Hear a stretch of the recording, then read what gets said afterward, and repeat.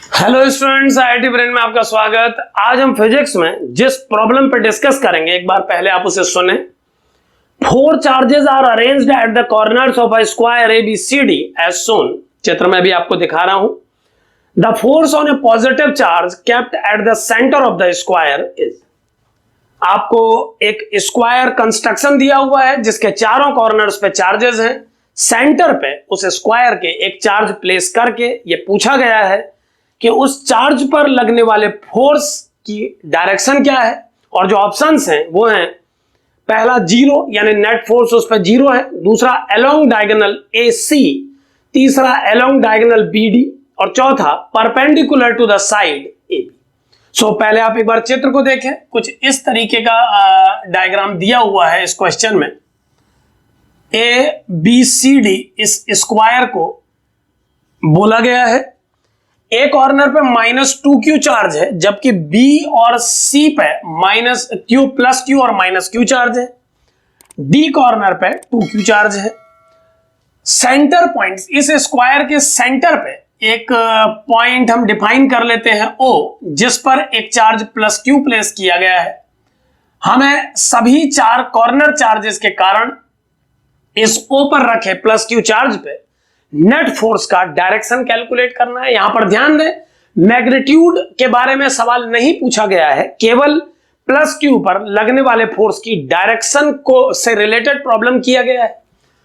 तो इस तरीके के प्रॉब्लम को सॉल्व करने के लिए हम क्या शॉर्टकट लगा सकते हैं या डायरेक्ट इसको कैसे एज्यूम कर सकते हैं, इसको समझने के लिए आप मान लें कि किसी भी कॉर्नर से O पॉइंट तक का डिस्टेंस A है। मान लेते हैं ये डिस्टेंस A है, तो B पर प्लेस्ड चार्ज Q के कारण O पर बनने वाले इलेक्ट्रिक फील्ड का मैग्नीट्यूड होगा 1/4πε0 Q/A²। इसका डायरेक्शन OD लाइन के अलोंग होगा। अब यहां पर ध्यान दें कि सभी कॉर्नर O पॉइंट से सेम डिस्टेंस पे हैं और इलेक्ट्रिक फील्ड का स्ट्रेंथ चार्ज के मैग्नीट्यूड के प्रोपोर्शनल और डिस्टेंस के स्क्वायर के इनवर्सली प्रोपोर्शनल होता है। सो डिस्टेंसेस के बराबर होने के कारण अब डिस्टेंस का कोई इफेक्ट नहीं पड़ेगा कंपैरेटिवली एक दूसरे के रिलेटिव, केवल मैग्नीट्यूड के बेस पे इलेक्ट्रिक फील्ड की स्ट्रेंथ डिसाइड होगी। सो अगर B पॉइंट पे बैठे Q चार्ज ने O पर एक इलेक्ट्रिक फील्ड डेवलप किया है जिसकी स्ट्रेंथ को हम E डिफाइन कर रहे हैं, तो C पर बैठे -q चार्ज के द्वारा भी O पर इतना ही स्ट्रेंथ का इलेक्ट्रिक फील्ड OC लाइन के अलोंग बनेगा। नेगेटिव चार्ज इलेक्ट्रिक फील्ड अपने अलोंग डेवलप करते हैं, जबकि positive charge away from self. So इस +q के कारण बनने वाला इलेक्ट्रिक फील्ड OD के अलोंग होगा, -q के कारण बनने वाला इलेक्ट्रिक फील्ड OC के अलोंग होगा।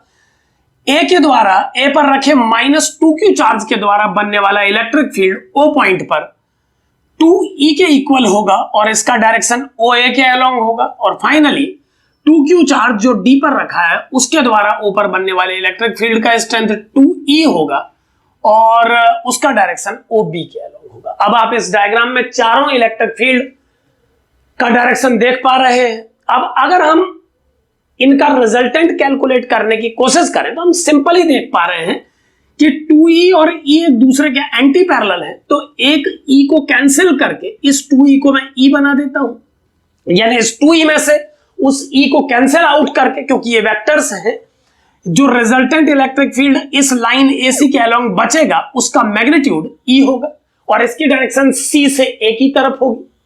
इसी प्रकार इस 2E और E का रिजल्टेंट बनाने के लिए मैं इस E को हटा के इसे E बना रहा हूं, यानी जो resultant electric field DB line के अलोंग परफॉर्म करेगा वो E होगा।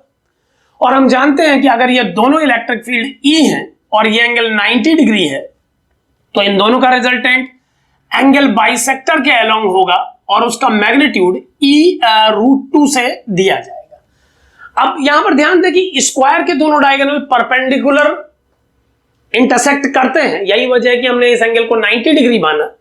और चूंकि इस 90 डिग्री एंगल का परपेंडिकुलर बाइसेक्टर इस पॉइंट पे 45 डिग्री एंगल बनाएगा, तो इस लाइन को आगे बढ़ाने पर यह लाइन जब AB को किसी पॉइंट E पर टच करेगी तो बनने वाला ट्रायंगल BEO एक राइट एंगल ट्रायंगल होगा।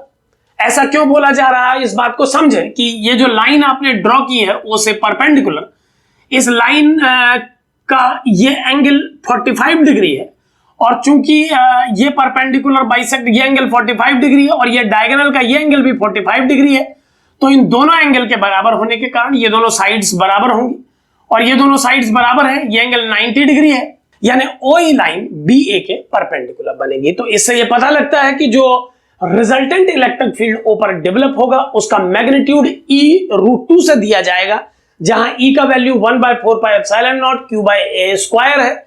ए हमने O से B तक के डिस्टेंस को माना है जिसे कैलकुलेट किया जा सकता है, बट चूंकि ये प्रॉब्लम केवल डायरेक्शन से एसोसिएटेड है तो इसका सही आंसर होगा कि जो नेट इलेक्ट्रिक फील्ड O पर डेवलप होगा उसका डायरेक्शन O से E के अलोंग होगा और चूंकि सेंटर पे बैठा चार्ज पॉजिटिव चार्ज है तो उस पर लगने वाला फोर्स भी उसी डायरेक्शन में एक्ट करेगा जिस डायरेक्शन में इलेक्ट्रिक फील्ड रिजल्टेंट होगा।